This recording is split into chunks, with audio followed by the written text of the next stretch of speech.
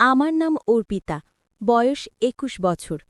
দেখতে বেশ সুন্দর এবং বয়সের তুলনায় একটু পরিণত মনে হয়। আমার মুখের গঠন আকর্ষণীয়, গায়ের রং উজ্জ্বল এবং শরীরের গঠন স্লিম নয়, বরং মাঝারি। আমরা গ্রামে থাকি, তাই অন্যান্য গ্রামের মেয়েদের মতো আমিও সাধারণত সালোয়ার কামিজ পরি। আমি শুধু দ্বাদশ শ্রেণী পর্যন্ত পড়াশুনো করেছি এবং তারপরে বাড়িতেই থাকি। বাইরে থেকে আমাকে খুব সাধারণ এবং সরল মনে হতো। ভিতর থেকেও আমি অতটা চালাক বা চতুর ছিলাম না। তবে সত্যি বলতে সেদিনগুলোতে আমি নিজের সীমা অতিক্রম করেছিলাম। জীবন আমাকে এমন কিছু অভিজ্ঞতা দিয়েছিল যা ভাবনার বাইরে। আমি অনেকদিন আগে একটি অভিজ্ঞতার মুখোমুখি হয়েছিলাম, যা আমার মনে এখনও গভীর ছাপ রেখে গেছে।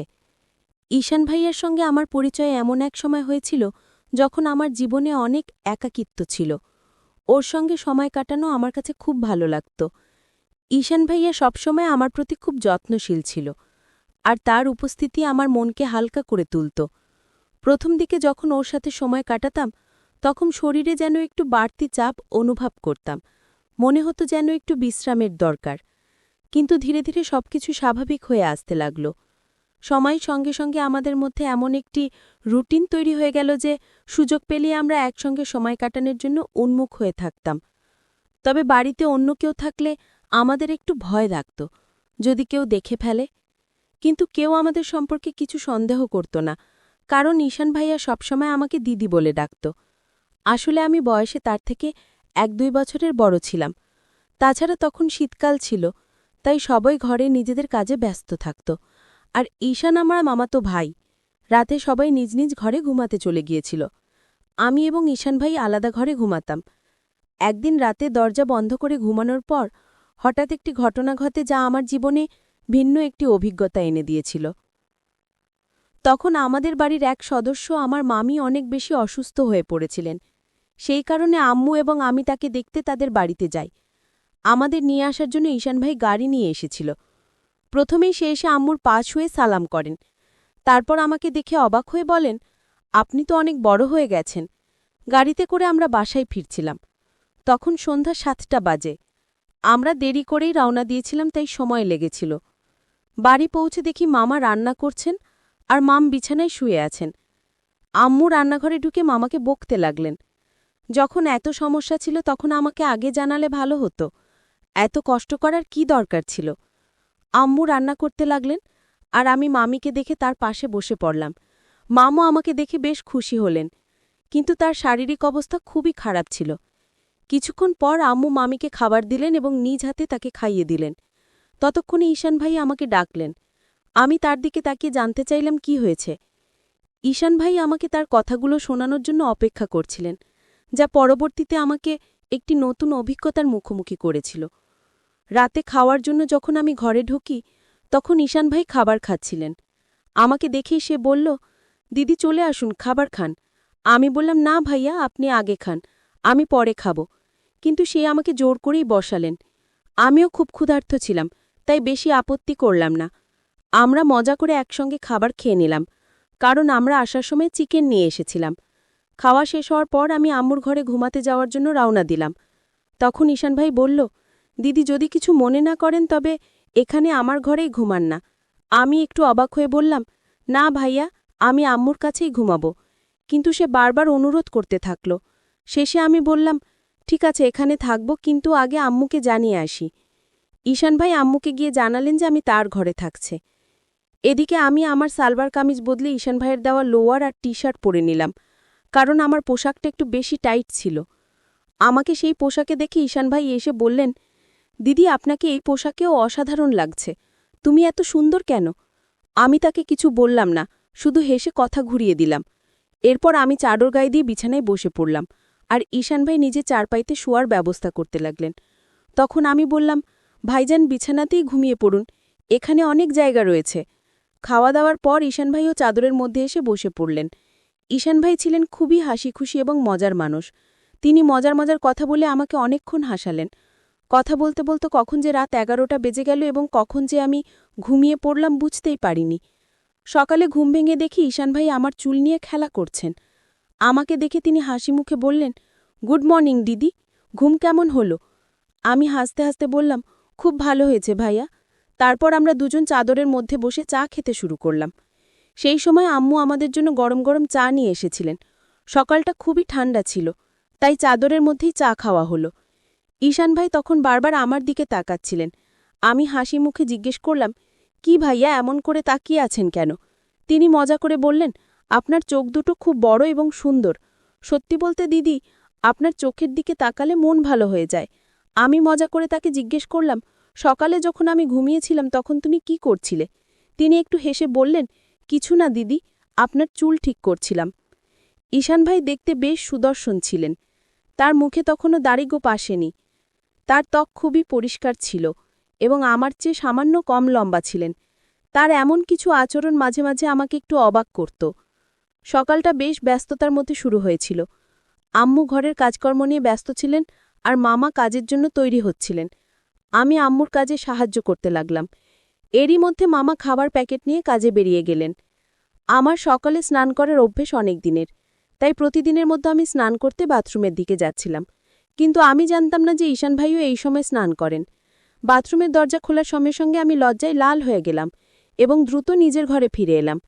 ঈশান ভাই তখন স্নানে ব্যস্ত ছিলেন। তার মুখে সাবান ছিল এবং তিনি আমাকে দেখতেও পাননি। কিন্তু আমি এতটা লজ্জা পেয়ে গিয়েছিলাম যে সেই দৃশ্য বারবার আমার মনে ভেসে উঠছিল। আমি ঘরে বসে নিজের মতো করে কিছু একটা ভাবছিলাম আর একা একাই হাসছিলাম। ঠিক তখনই ঈশান ভাই স্নান সেরে ঘরে এলেন। আমাকে একা একা হাসতে দেখে তিনি মজা করে বললেন, কি হলো দিদি, আজ তো বেশ খুশি লাগছে। ঈশান ভাইয়ের কথা শুনে আমি একটু চুপ হয়ে গেলাম এবং বললাম, না ভাইজান, তেমন কিছু না, আপনার কথাই ভাবছিলাম। তিনি ফোন চালাতে চালাতে পাশে বসে বললেন, আমার ব্যাপারে এমন কি ভাবছিলে যে এত হাসি পাচ্ছে? আমি একটু হেসে বললাম, না ভাইজান, থাক, এটা বলার মতো কিছু নাই। কিন্তু ঈশান ভাই তখন জিদ ধরে বসলেন, না দিদি, বলো না, না বললে আমি ভুল কিছু মনে করব। তখন আমি বললাম, প্লিজ ভাইজান, এটা নিয়ে আর কিছু ভাববেন না। এরপর আমি তাড়াতাড়ি উঠে স্নানে চলে গেলাম। স্নান সেরে আমি নিচে হাফ প্যান্ট আর টপ পরে ফিরলাম। তখনও ঈশান ভাই সেখানেই বসেছিলেন। স্নানের সময় আমি চুলও ধুয়েছিলাম, তাই ঘরে ফিরে চুল শুকোচ্ছিলাম। মজা করার জন্য আমি জেনে বুঝে পানি একটু ঈশান ভাইয়ের দিকে ছিটাচ্ছিলাম। এটা দেখে হঠাৎ ঈশান ভাই উঠে দাঁড়ালেন এবং আমার চুল ধরে আমাকে বিছানায় বসিয়ে দিলেন। তার আচরণে আমি রাগ করে উঠে বললাম, এটা কি হচ্ছে ঈশান? ঈশান ভাই কোনো কথা না বলে চুপচাপ ঘর থেকে বেরিয়ে গেলেন। তার এই আচরণে আমিও কিছুটা হতবাক হয়ে গেলাম। আমার মনে খুব আফসোস হচ্ছিল যে হয়তো আমাকে এটা করা উচিত ছিল না, কিন্তু আমি জানতাম ঈশান ভাই যা করতে যাচ্ছিলেন তাতে যদি আমি তাকে থামাতে কোনো পদক্ষেপ না নিতাম তবে হয়তো তিনি থামতেন না। এরপর আমি তাড়াতাড়ি নিজের চুল ঠিক করলাম এবং গোসল করে আম্মুর কাছে চলে গেলাম। আম্মু শুধু মামির কথা ভাবছিলেন। তিনি ওনার জন্য ওষুধ দেখিয়ে দিয়েছিলেন, গোসল করিয়ে দিয়েছিলেন এবং খাবারও প্রস্তুত করে রেখেছিলেন। তখন আম্মু বললেন, তাড়াতাড়ি ঈশনকে ডেকে আনো, সে গরম গরম খাবার খেয়ে নিক, পরে খাবার ঠান্ডা হয়ে যাবে। আমিও জানতাম যে ঈশন ভাই আমার উপর রেগে আছেন। যখন আমি তাকে ডাকতে গেলাম দেখলাম তিনি ছাদের উপর আছেন। ঈশান ভাই ছাদের উপর বসে ফোনে কিছু দেখছিলেন। আমি পেছন থেকে ডাক দিলাম, ভাইয়া নিচে চলে আসো, আম্মু খাবারের জন্য ডাকছেন। কিন্তু তিনি কোনো উত্তর দিলেন না। তখন আমি আরও কাছে গিয়ে তার কাছে সরি বলতে লাগলাম, ভাইয়া দয়া করে আমাকে ক্ষমা করে দাও, রাগের মাথায় এমনটা করে ফেলেছি। তবু তিনি চুপ করে থাকলেন এবং আমাকে উপেক্ষা করতে লাগলেন। আমি আরও কাছে গিয়ে তার হাত ধরে বললাম, ভাইয়া ভুলটা শুভ আমার নয়, তোমারও। তুমি আমার চুল এত জোরে টেনে ধরেছিলে তাই আমার রাগ উঠে গিয়েছিল। এটা এত রেগে থাকার কি হলো? প্লিজ রাগ ভেঙে ফেলো। এটা শুনে ঈশান ভাই রাগ করে তার হাত সরিয়ে উঠে দাঁড়ালেন। আমার চোখে পানি এসে গেল। আমি প্রায় কান্নার স্বরে বললাম, ভাইয়া প্লিজ এতটাও রাগ করো না। যদি সেই চরের কথাই হয় তাহলে একটা নয়, আমাকে দুটো জ্বর মেরে কিন্তু এমন চুপচাপ থেকো না। আমার চোখে পানি দেখে তিনি ধীরে ধীরে বললেন, আচ্ছা ঠিক আছে, কেঁদো না, তুমি কাঁদলে মোটেও ভালো লাগে না। কিন্তু তোমার হাত তোলাটা ঠিক হয়নি, ঠিক আছে, এবার নে চলো, খাবার খাই। আমি আবার বললাম, তুমি আগে বলো যে তুমি আমাকে মাফ করে দিয়েছ। ভাইয়া এসে বললেন, এই যে এবার থামো, খুব বেশি মাফ চেয়ে ফেলেছ, এটা এত বড় ব্যাপারও নয়, চলো তাড়াতাড়ি নিচে যাই। আমরা দুজন নেমে আসার পর যখন আমরা নিচে গেলাম, আম্মু এবং মামি ইতিমধ্যে খেয়ে নিয়েছেন। আম্মু তখন রান্নাঘরে কাজ গুছিয়ে নিচ্ছিলেন। আমি আর ঈশান ভাই একসঙ্গে বসে খাবার খেয়ে নিলাম। খাওয়ার পর আমি কিছুক্ষণ মামির পাশে বসে তার সাথে কথা বলতে শুরু করলাম এবং তার শরীরের খোঁজ খবর নিতে লাগলাম। এরই মধ্যে আম্মু তার কাজ শেষ করে ফিরে এলেন। আম্মু এসে বললেন, আমি আর তোমার মামি পাশের বাড়ির আন্টির সাথে দেখা করে আসি, একটু হাঁটাহাঁটিও হবে। ততক্ষণ তুমি বাসায় থাকো। ঈশানকেও বলে দিয়েছি যেন কোথাও না যায়। আমরা অল্প সময় ফিরে আসব। এরপর আম্মু মামিকে নিয়ে বেরিয়ে গেলেন, আর আমি মামির ঘর গুছাতে শুরু করলাম। তখন ঈশান ভাইও সেখানে এসে মজা করতে লাগলেন। আমি তাকে বললাম, ভাইয়া প্লিজ একটা জিনিস এনে দাও। ঈশান ভাই বললেন, বল দিদি, কি আনবো, তোমার কি ভালো লাগে? তখন আমি বললাম, আমার জন্য একটু চকলেট এনে দাও, চকলেট আমার খুব পছন্দ। ঈশান ভাই মুচকি হেসে বললেন, ঠিক আছে, তুমি ঘর পরিষ্কার করো, আমি চকলেট নিয়ে আসি। ঈশান ভাই চকলেট আনতে বেরিয়ে গেলেন, আর আমি আবার ঘর পরিষ্কার করতে শুরু করলাম। ঘর গুছানোর সময় আমি যখন মামির আলমারি খুললাম, তখন দেখলাম সেখানে মামির মেকআপের অনেক জিনিস রাখা আছে। সাজগোজ করার প্রতি আমার ভীষণ আগ্রহ থাকায় সেগুলো দেখেই আমার মন নেচে উঠল। সময় কাটানোর জন্য আমি মামির সাজগোজের জিনিসপত্র নিয়ে তৈরি হতে শুরু করলাম। একটু একটু মেকআপ করলাম। তারপর মামির ঝুমকা আর গয়না পরে নিলাম। আলমারির উপর দিকে ঝুলিয়ে রাখা মামির শাড়িগুলোর মধ্যে একটি লাল শাড়ি বের করলাম এবং তা পরতে শুরু করলাম। যখন ঈশান ভাই চকলেট নিয়ে ফিরে এলেন, আমি তখন পুরোপুরি সেজেগুজে একেবারে নতুন বউয়ের মতো তৈরি। চুল খুলে নিয়েছি, লিপস্টিক লাগিয়েছি, আর হাতে চুড়িও পরেছি। ঈশান ভাই যখন ঘরে ঢুকলেন, আমাকে এমন সাজে দেখে একদম হতবম্ব হয়ে গেলেন। তার মুখ থেকে শুধু বের হলো, দিদি, তুমি তো অসাধারণ দেখাচ্ছ।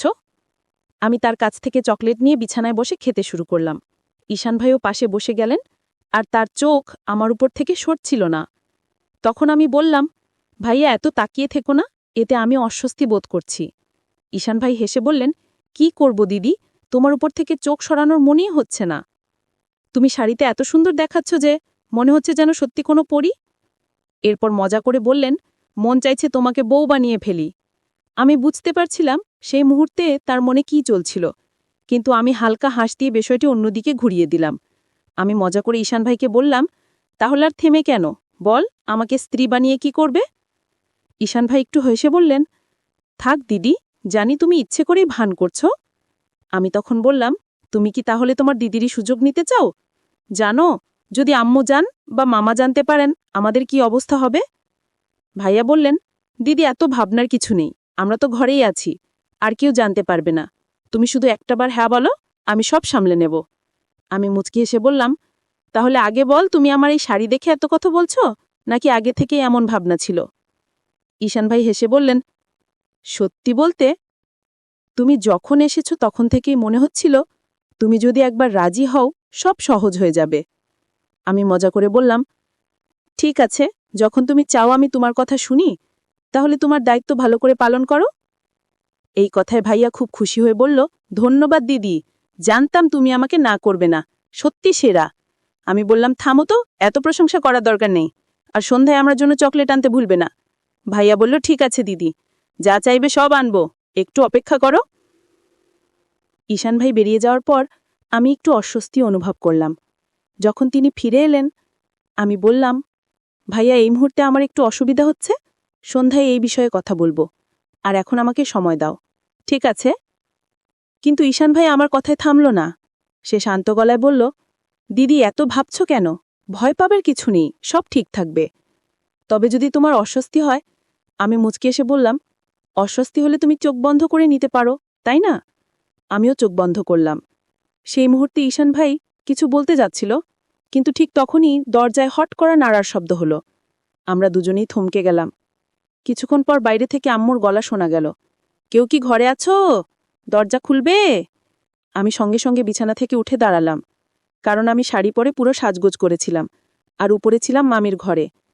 ঈশান ভাইয়েরও মেজাজ পুরো নষ্ট হয়ে গেল, কিন্তু ভাইয়ার মুখ দেখে আমার ভেতরে ভেতরে হাসি পেয়ে যাচ্ছিল। তৎক্ষণাৎ আমি ঈশান ভাইকে ঘর থেকে বের করে দিলাম, নিজেও শাড়ি খুলে নর্মাল কাপড় পরে নিলাম। তারপর আবার ঘর গুছানো শুরু করলাম। এদিকে আম্মুজান মামিকে বারান্দায় বসিয়ে রেখে সোজা রান্নাঘরে গিয়ে চা বানাতে ব্যস্ত হয়ে গেলেন। আমি তাড়াতাড়ি ঘর ঝাড়ু দিতে শুরু করলাম। পরে আমরা সবাই মিলে চা খেতে বসলাম। চা খাওয়ার পর আম্মুজান কাজে মন দিলেন, আর মামি বারান্দায় শুয়ে রইলেন। আমি সময় কাটানোর জন্য আম্মুকে কাজে সাহায্য করতে লাগলাম। কিছুক্ষণ পর খেয়াল করলাম ঈশান ভাই কোথাও নেই। খুঁজতে গিয়ে দেখলাম তিনি বাথরুম থেকে বেরিয়ে হাত ধুয়েছেন, তবে তার মুখ দেখে বোঝা যাচ্ছিল যে এখনও মেজাজ ভালো হয়নি। তাকে দেখে আমি আর হাসি চেপে রাখতে পারলাম না।